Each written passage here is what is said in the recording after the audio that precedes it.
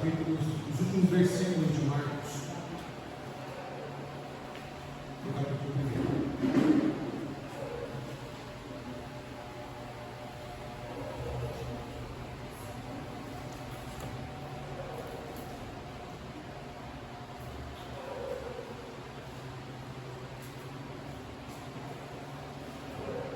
Diz assim a palavra do nosso Deus: aproximou-se dele um leproso, rogando-lhe de joelhos, se quiseres, pode me purificar. Jesus, profundamente compadecido, estendeu a mão, tocou-lhe e disse: quero, seguir.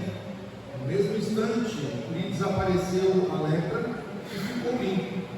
Fazendo-lhe então veemente advertência, logo o despediu e lhe disse: olha, não diga nada a ninguém, mas vai, mostra-te ao sacerdote e oferece pela tua purificação o que Moisés determinou para servir de testemunho ao povo.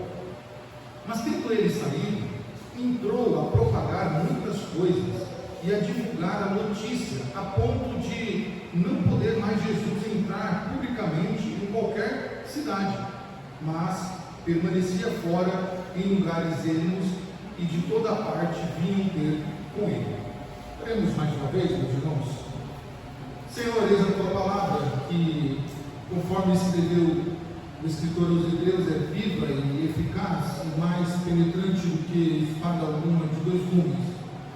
E é por ela, Senhor, que queremos nessa noite ser edificados, exortados, alimentados, para que aquilo que precisa ser mudado na nossa vida mude, para que o nosso espírito se fortaleça e para que nós sejamos convencidos, Senhor, pelo que o Senhor falará conosco através da tua poderosa palavra. Oramos em nome de Jesus. Amém. Meus irmãos, na Bíblia, lepra é um termo que abrangia diversas doenças de pele. Então, muitas doenças de pele eram consideradas lepra nos tempos bíblicos, visto que eles não tinham um conhecimento científico como nós temos hoje. E até mofo e roupas em casa, eles consideravam aquele mofo que pegava na pele, considerava lepra. Isso exigia um rigoroso cumprimento da lei de Moisés. O leproso, ele passava pelo escrutínio muito rigoroso da lei de Moisés. E isso pode ser conferido lá nos capítulos 13 e 14 do livro de Levítico. Tá? Lá no livro de Levítico tem toda a descrição de como o leproso deveria ser, de como aquela pessoa que talvez estivesse com lepra deveria ser examinada, e se de fato ela estivesse com lepra, ela então deveria ser afastada da comunhão, afastada da sociedade, e tinha que passar por um processo para ver se aquilo tinha sido retraído, então ela estaria curada, poderia voltar à comunhão, ou se ela deveria permanecer afastada. E Levítico 13 e 14 mostra então essas regras que determinavam aquilo que nós passamos uns tempos atrás, não tão longe, né? Chamado de isolamento social, que dá até tremedeira no corpo quando nós ouvimos essa palavra, isolamento social. E também essa pessoa passava por rituais complexos para atestar a cura e, claro, a reintegração à sociedade da qual ela vivia. Bom, Levítico 13, ele nos dá alguns diagnósticos, além da quarentena que aquela pessoa tinha que passar, tinha que ficar excluso da sociedade, tinha um diagnóstico que todos deveriam passar caso fosse levantada a suspeita ou então a confirmação de uma lepra. Primeiro, tinha que passar pelo exame sacerdotal. Os sacerdotes, então, eles eram os responsáveis por inspecionar cada mancha. Então, imagina, se tem uma manchinha vermelha no corpo assim, passava o sacerdote lá para ele examinar, para ver se essa manchinha ou essa ferida era uma lepra, ou era o início de uma lepra. Se a lesão fosse um pouco mais profunda, ou se os pelos fossem meio esbranquecidos, então o indivíduo ele era declarado impuro, ele era declarado leproso, e já era visto pelaquela sociedade como, acho que nós sabemos, né, 2019, 2020, nós sabemos como que é ser uma pessoa que tem algo que as pessoas têm medo de chegar perto. Não era assim que era um leproso. Depois do exame sacerdotal, então, ele tinha que passar pelo isolamento. A pessoa impura, ela deveria morar fora do acampamento dos israelitas e fora da cidade para evitar uma contaminação daquela comunidade.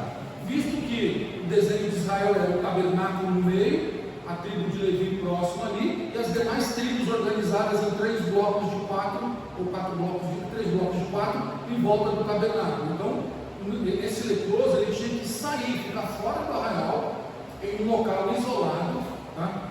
Até que este mal passasse, para que não fosse contaminado a sociedade. Bom, essa doença hoje, lepra, ela não é mais chamada de lepra, mas ela ganhou um nome científico, porque lepra ficou um nome meio ofensivo, uma coisa meio bruta, né? Então, o nome científico para essa doença hoje é a hanseníase, que hoje, graças a Deus, tem um tratamento para isso. Mas olha que interessante, né? Segundo algumas pesquisas que eu fiz, o Brasil, ele registra 22 mil casos anuais, isso em janeiro de 2026, 22 mil casos de hanseníase. Tá? Tanto é que temos no Brasil muitos leprosários, que a nossa igreja, inclusive a igreja presbiteriana, tem trabalhos no meio desse pessoal que está com essa doença. Embora essa doença ela esteja declinando em vista do passado, a nível global, o Brasil é o segundo país com o maior número de casos no mundo e é o primeiro na América do Sul. Ele só fica mundialmente atrás da Índia em casos de hanseníase ou lepra. Tá? Então, 90% dos casos da América do Sul está no Brasil, devido ao Brasil também ser um país muito grande no seu território, e também o Brasil receber gente de todos os lugares do mundo. Então o Brasil tem as suas dificuldades quanto a manter alguns tipos de doenças controladas. Bom, a transmissão lá no Antigo Testamento era algo mais fácil de se transmitir, e por isso então o isolamento era obrigatório, visto que nós estamos falando de um povo que viveu, nós estamos falando de um povo de quase 5 mil anos atrás. Então, como ocorre a transmissão? A transmissão ela é pelo contato próximo e prolongado. Não é se você apertar a mão da pessoa, é um contato muito próximo e prolongado, com gotículas respiratórias pela pessoa infectada, que não teve o tratamento. Então, essa pessoa infectada que não teve o tratamento, por gotículas, ela pode transmitir isso, desde que seja um contato muito próximo e prolongado. Tá? Não se pega, por exemplo, com um aperto de mão ou com um toque na pessoa, não como muito tempo se achou que era. Então, no Brasil, pelo menos as pesquisas que eu fiz aqui, no Brasil a incidência dessa doença está no norte, no nordeste e no centro-oeste. Daí temos também uma questão climática, uma questão de costumes que esses territórios têm. Então vejam só, nós estamos falando de algo horrível, que era horrível no tempo da Bíblia e continua sendo horrível nos tempos atuais. Eu já conversei com um grupo de irmãos que foi fazer evangelismo no leprosário. Irmãos, precisa ser crente, precisa amar muito o próximo para que entre no leprosário. Quem não tem, como que eu posso dizer, quem não tem essa condição de estar diante de alguém doente, em que os dedos estão caindo, em que o nariz cai, em que orelhas caem, então é melhor não ir, porque é preciso realmente que tenha essa fé de que Deus pode salvar essa pessoa, pode curar essa pessoa e pode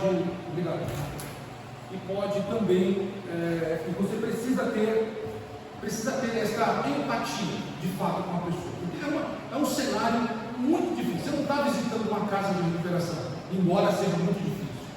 Você não está visitando um presídio, embora seja muito difícil.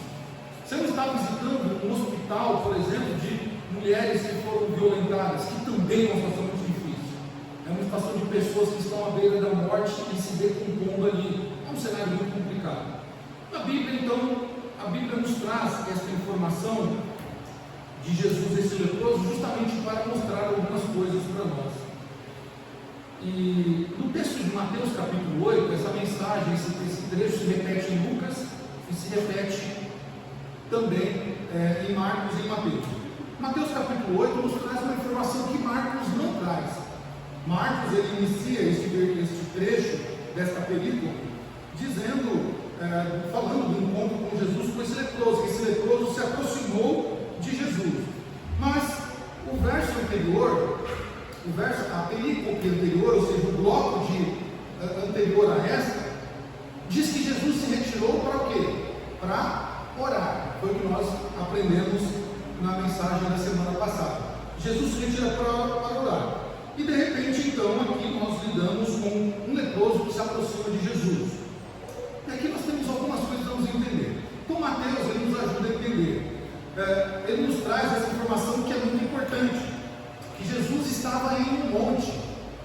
Jesus estava num monte, e este monte que Jesus estava é o monte das bem-aventuranças lá de Mateus capítulo 5, Mateus capítulo 6, Lucas 6, Mateus 5 e 6, o monte das bem-aventuranças. Jesus estava lá ensinando, pregando, e então Jesus desce do monte e esse leproso se aproxima. É claro, esse leproso não poderia estar na cidade, por tudo que nós já falamos, que a lei de Levítico, a lei de Moisés, proibia que um leproso estivesse na cidade para não contaminar. Então Jesus está descendo do monte, possivelmente próximo de vamos chamar de leprosário, mas de um local reservado somente para pessoas nesse estado. E como Jesus desce, então Jesus lidar com este homem. Bom, essa informação de Mateus capítulo 8, ela nos ajuda a entender que Marcos não fala das bem-aventuranças, é outra informação que nós temos. O sermão das bem-aventuranças só é narrado por Mateus e por Lucas. Marcos não narra isso.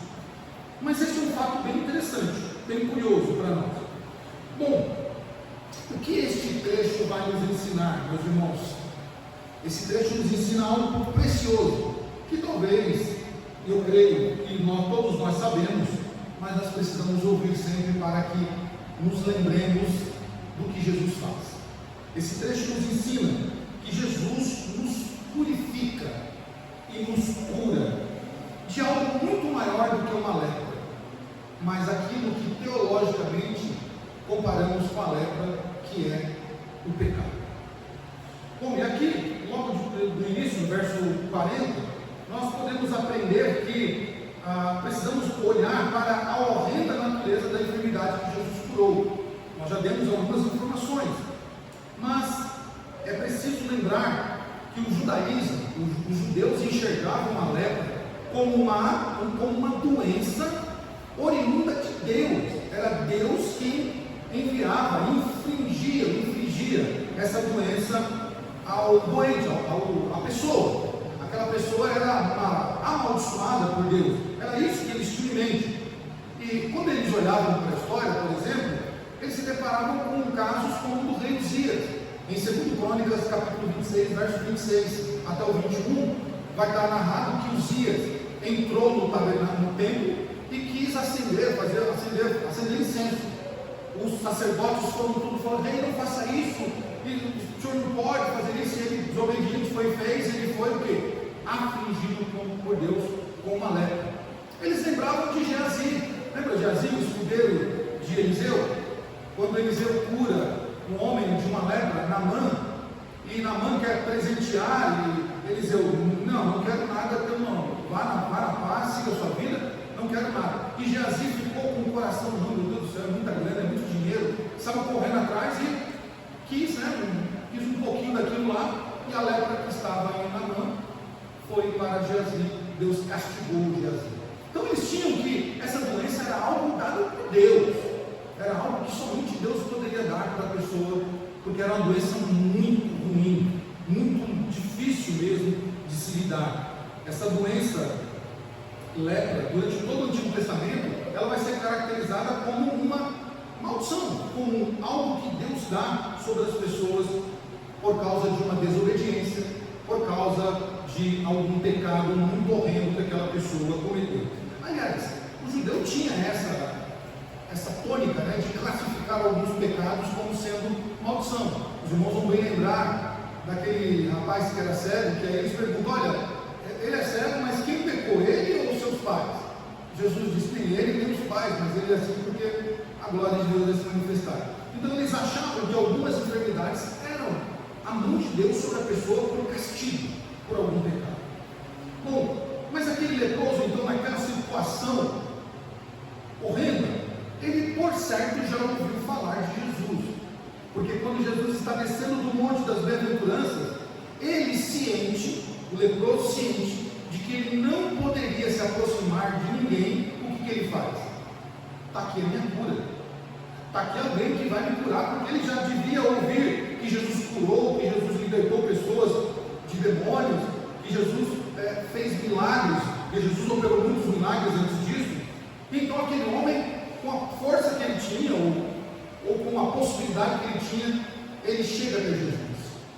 E ele diz o texto que ele se prostra diante de Jesus. O evangelista Lucas, lá no capítulo 5, verso 12, Lucas vai dizer que ele se ajoelhou diante de Jesus, em um gesto de humilhação. Esse homem se prostra diante de Jesus, porque ele entendia que Jesus não era como os outros rabis, Jesus não era como os outros mestres, Jesus era diferente. Jesus era alguém que tinha empatia com o ser humano. Jesus tinha tempo para cuidar dos excluídos e dos marginalizados. Esse homem sabia que se ele se jogasse nos pés de Jesus, Jesus não ia ignorá-lo, Jesus não deixaria ele ali e viraria as costas para eles. Que Jesus tem tempo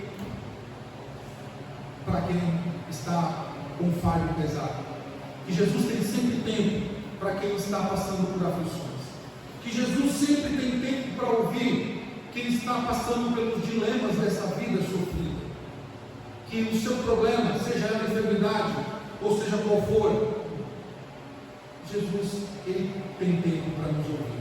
Esse homem sabia disso, por isso ele se prostra, se lança de joelhos sobre Jesus. Marcos e os demais narram isso de forma gloriosa. Esse homem se ajoelha e diz: se o Senhor quiser, eu posso ser curado. Se quiser, o Senhor pode me tornar puro. Era tudo que aquele homem queria, ser puro. Porque quem é que quer ficar marginalizado? Quem quer ficar numa situação em que as pessoas olham para você e te veem como alguém que pode colocar em risco a vida dela? Eu me lembro de uma cena, eu estava indo para uma UPA pegar remédio, se eu não me engano era para o meu pai, ou para minha mãe, não lembro agora, mas estava indo para uma UPA e era uma fila, todo mundo de máscara, aquela coisa, manter distanciamento, né, tudo, e eu percebi que quando eu dava um passo, a pessoa da frente dava 3, assim, ela dava 3, eu tinha que andar, uma fila para pegar o remédio, e ela deu um passo, eu dei um, aí ela deu mais 3, eu dei mais um. Ela pegou, virou para mim e falou assim: você pode ficar onde você está? Eu falei: eu tenho que pegar o remédio. Não, eu já sou de idade e eu tenho medo, não sei o quê. Eu falei: ok. Aí eu peguei, dei 5 passos atrás, respeitei o medo dela. Mas perceba, o sentimento que nós temos é que a gente pode tirar a vida de uma pessoa. Parece que você tem algo, e foi esse o sentimento que nós tivemos durante o período da Covid, de que cada um de nós era alguém potencial para matar outra pessoa. Eram pessoas que queriam distância, colocavam 2, 3 máscaras, luvas, capacete, sei lá o que mais, e nem chegava perto. O sentimento é de exclusão. Este homem, com essa enfermidade, certamente passou por muito mais do que nós passamos por esse período de Covid. E quem é que quer ficar numa situação dessa? Quem é que se sente feliz tendo que colocar uma máscara, capacete, luvas, lavar a mão de segundo em segundo, porque você não pode chegar perto de uma pessoa, e se você chega perto, a pessoa já fica: ó, por favor, não chegue perto de mim. Ninguém quer ficar numa situação dessa. Esse homem procurou alguém que poderia resolver a situação dele e disse: se o Senhor quiser, eu posso me tornar puro. E essa, meus irmãos, é uma sentença condicional, de fato. Aquele homem está dizendo assim: eu quero ficar limpo, mas eu não consigo ficar sozinho, eu dependo do Senhor. Se o Senhor quiser, o Senhor pode me curar. Esse homem sabia que Jesus tem poder para curar. Ele sabia que Jesus tinha poder para reverter a sua situação, que Jesus poderia fazer muito mais do que ele podia pensar, porque ele já tinha notícias de que Jesus curara, de que Jesus expulsava demônios, de que Jesus fizera coisas grandiosas jamais vistas nos territórios de Jerusalém. Mas aquele homem, de forma muito disse: se o Senhor quiser. Bem diferente do que nós estamos vendo nos dias de hoje, onde as pessoas pressionam Deus, colocam Deus na parede e dizem: Deus vai curar, Deus vai fazer isso, porque se Ele não fizer, eu rasgo a minha Bíblia. Isso é ousadia, meus irmãos. Cadê a dependência de Deus? Cadê a condicional de Deus? Cadê a certeza de que aquele que tem todo o poder, Ele faz a vontade dele conforme Ele quer? Esse homem não tinha dúvida quanto ao poder de Jesus. Ele não tinha dúvida, tanto é que ele se aproxima e, além de se ajoelhar, ele diz: Rabi, mestre, Senhor, se o Senhor quiser, eu posso me tornar limpo. Meus irmãos, isso é glorioso na fala deste homem. Mostra a humildade de quem quer a cura daquele que pode curar uma pessoa de qualquer enfermidade. Mas uma segunda coisa que nós podemos aprender aqui está a partir do verso 41, que é o admirável e imenso poder do nosso Senhor Jesus Cristo. Às vezes, meus irmãos, nós cristãos nos esquecemos de quem é o Senhor. O nosso Senhor não é um guru, não é um curandeiro. O nosso Senhor não é um enfermeiro de plantão místico. Ele é o Deus Todo-Poderoso. Todo-Poderoso. E quando nós falamos que Ele é o Deus Todo-Poderoso, meus irmãos, é que Ele tem todo o poder nas suas mãos.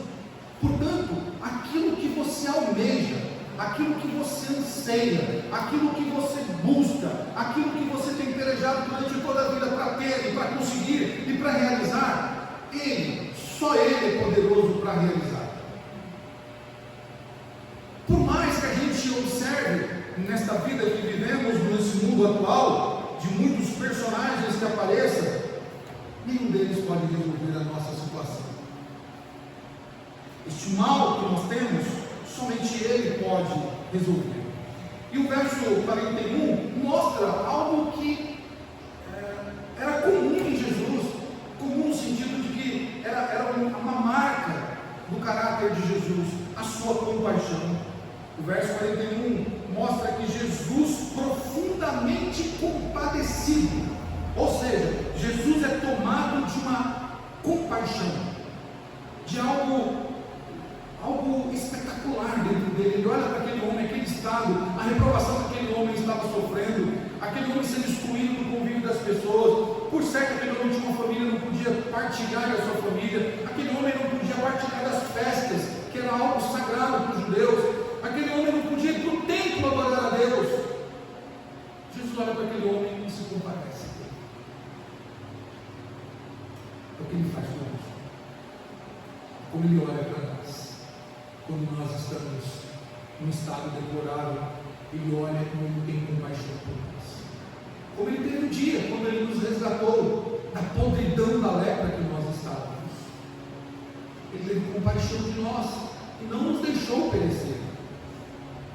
Jesus cuida da humanidade, criada segundo a sua imagem e semelhança. Jesus nunca vai desamparar as suas ovelhas. Por isso, Ele é tomado de compaixão. Por isso, meus irmãos, é que as nossas orações devem ser genuínas e verdadeiras. É por isso que nós precisamos nos derramar nos pés do Senhor. É por isso que nós precisamos buscar mais Ele quando a coisa está ruim, quando está difícil, quando a situação atingiu o ápice do problema, quando você já não vê mais solução. Quem vai ter compaixão de você não é teu pai, não é tua mãe, não é teu irmão, não é teu patrão,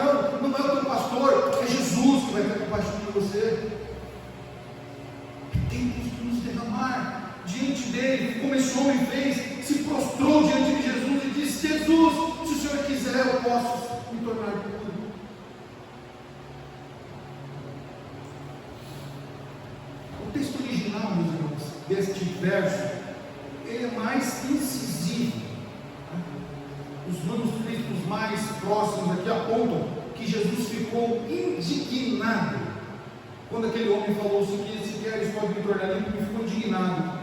Jesus ficou irado, mas não com o homem, mas com a situação que aquele homem estava. Porque aquele homem era alguém criado à imagem e semelhança de Deus. Por isso Jesus se indigna, Jesus se sente irado com a situação em que a imagem de Deus se tornou. Alguém reprovado, excluído, alguém marginalizado, alguém privado, até mesmo da adoração. O verso 42, ele vai nos mostrar aqui, dentro dessa mesma tônica do imenso e admirável poder de Deus, que Jesus, depois de se compadecer profundamente, Jesus estende a mão, toca e diz àquele homem: quero, fique livre. Verso 41, quero, fique livre. Veja, o nosso Senhor, Ele não enxerga só o problema e deixa o problema para lá.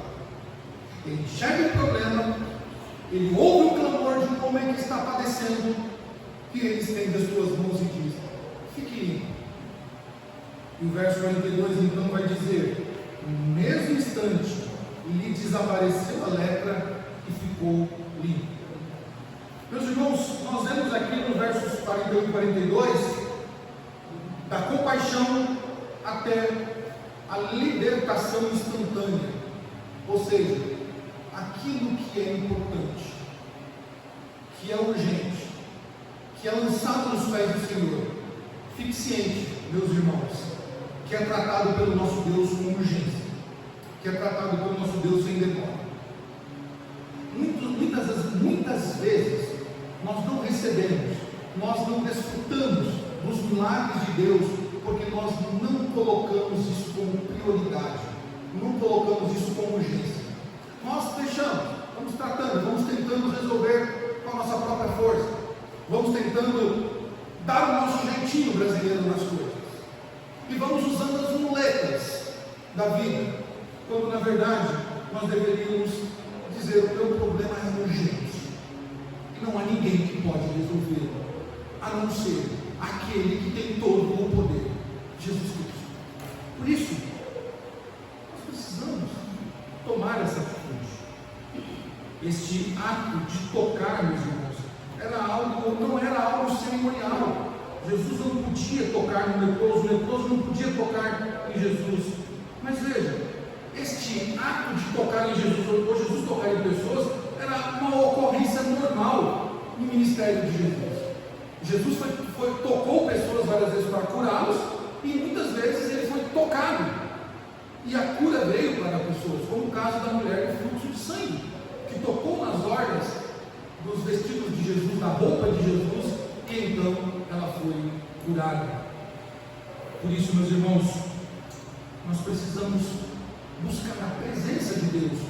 Tocar em Jesus é buscar, é entrar na intimidade com Jesus, é tocar no profundo, no coração de Jesus, no sentido alegórico aqui. Por isso, quando Jesus é tomado por essa compaixão, ele olha para aquele homem e diz: quero que fique limpo. E aqui nós vemos um imperativo, né? O verbo que é usado aqui para fique puro, ele está no mesmo tempo, tá, do verbo que Jesus usa para expulsar demônios. Ali o verbo está no tempo imperativo, ou seja, uma ordem. Jesus ele dá uma ordem tanto para expulsar os demônios, e não tem tempo para ficar conversando, quanto para repreender aquela enfermidade. Jesus diz: quero que fique limpo. Jesus não interrogou o homem.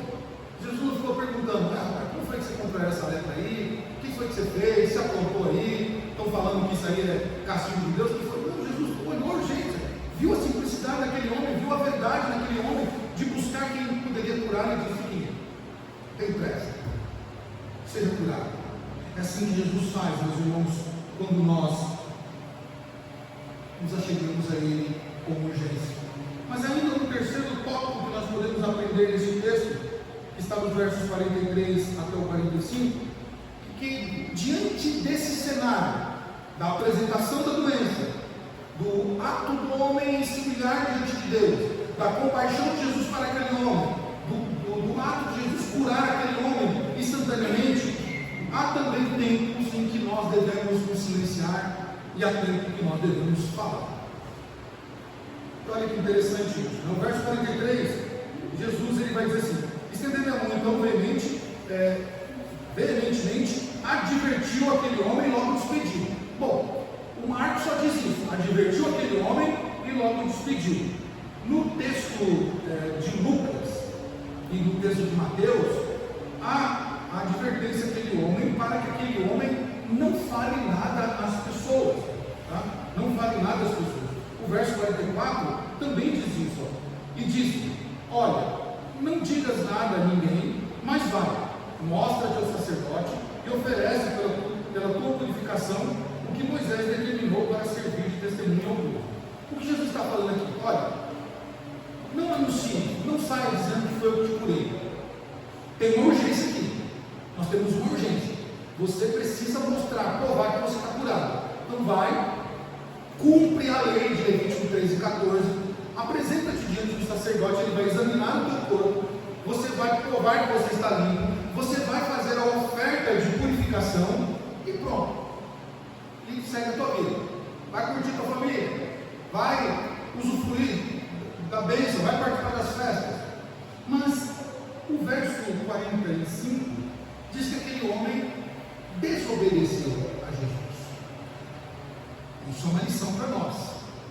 Mesmo depois de receber uma cura, mesmo depois de Jesus ter operado um milagre em nossa vida, mesmo depois de Jesus ter feito coisas grandiosas em nossa vida, é provável, é capaz que nós venhamos a desobedecer. Isso é engraçado, curioso, né? Veja o verso 45. Mas tendo ele saído, entrou a propagar muitas coisas e divulgar a notícia, a ponto de não poder Jesus entrar publicamente em qualquer cidade, mas permanecer fora em lugares ermos e de toda parte vinham ter com ele. Veja, Jesus adverte aquele homem, Jesus fala com aquele homem depois de ter realizado um milagre instantâneo aos olhos de todos, para que ele ficasse o quê? Quieto. Claro que dá para entender a empolgação daquele homem que ficou leproso durante um tempo, um bom tempo, e agora ele quer sair anunciando, mas Jesus disse para ele: fique quieto, vai fazer o procedimento correto, porque Jesus tinha outras coisas para fazer ainda, outras pessoas para curar, outras pessoas para libertar. Isso então, meus irmãos, faz-nos refletir sobre uma mensagem que Marcos traz no seu embojo teológico, que é o segredo messiânico de Jesus. Marcos ele mostra isso em relação aos outros evangelhos, que esse segredo messiânico precisava ser revelado ao tempo, e não era hora daquele homem fazer um alarde. Tudo estava dentro da cronologia, dentro do tempo estabelecido por Deus. O evangelho, ainda nos tempos dos apóstolos, ainda não estava terminado, e a mensagem ainda estava incompleta. Por isso, Jesus ele não queria naquele momento ser conhecido como um realizador de milagres. Até porque o que Jesus estava fazendo antes de curar esse leproso? Estava no monte das bem-aventuranças, fazendo o quê? Ensinando, instruindo, pregando sobre a vida cristã, sobre como aqueles homens deveriam se portar no dia a dia. Jesus não queria ser conhecido como um curandeiro. Jesus não queria ser conhecido como alguém que é um milagreiro, que sai expulsando demônio, sai curando pessoas. Portanto, aquele homem deveria ir cumprir, obedecer o que Jesus disse, e cumprir os ritos da lei, e não fazer o que ele fez. E notem que esta não foi a ordem que Jesus deu para a mulher samaritana. A mulher samaritana, quando ela sai, ela prega para toda Samaria, né? Veja, há tempos para pregar, há tempos para falar, e há tempos para ficar quieto. Salomão já disse isso em Eclesiastes. Então, meus irmãos, aqui está embutido também, ou está incluso aqui, a obediência, que é um requisito fundamental para a vida do cristão. Mesmo quando nós recebemos uma bênção de Deus, há momentos que nós temos que nos ficar quietos. Se Deus mandou, temos que ficar quietos. Porque há tempo para tudo. E há tempo também daquele milagre ser digerido. E há um propósito de Deus diante daquilo. Nos nossos tempos isso é quase impossível, porque as pessoas elas querem fazer relatos digitais de tudo. Então hoje, se a pessoa acontece alguma coisa com ela quer bater uma foto, postar no Instagram, quer fazer um vídeo. Hoje a nossa geração é a geração do quero marcar tudo, quero relatar tudo o que está acontecendo, né? Isso é muito interessante. Isso chegou até o nosso meio primeiro. A gente percebe nos nossos cultos, né, os cultos em qualquer igreja, que o culto está rolando, sempre tem alguém filmando, sempre tem alguém tirando uma foto. Não tem problema nenhum com isso, não estou recriminando, mas não são coisas da nossa geração, a gente quer guardar tudo.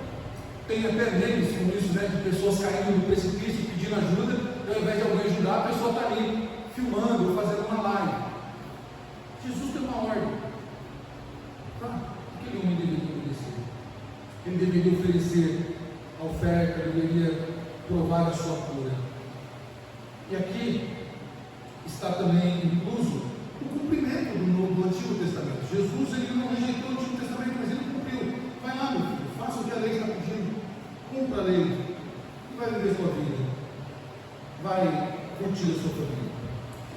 Meus irmãos, embora essa doença, a hanseníase, ainda tenha efeitos danosos nos nossos dias atuais, e ela precisa de tratamento para cura, há uma lepra muito mais danosa e muito mais perigosa que atinge a vida do ser humano.